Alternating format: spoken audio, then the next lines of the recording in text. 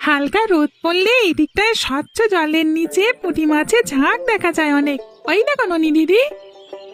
আরে তাই তো, এখানে তো অনেক পুঁটি মাছের ঝাঁক দেখা যাচ্ছে, কিন্তু সাবধানে ছিপ ফেলবি।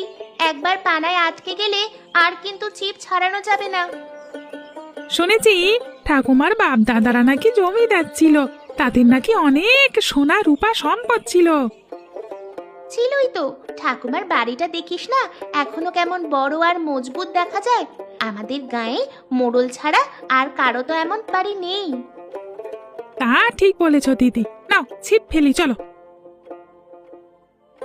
আমার ছিপে তো এখনো কিছুই উঠলো না। চিন্তা করিস না, পেয়ে যাবি। মাছ ধরা হলো আস্তে ধীরে এক ধৈর্যের কাজ। দিদি আমার ছিপে টান পড়েছে, মনে হয় বড় মাছ পড়েছে।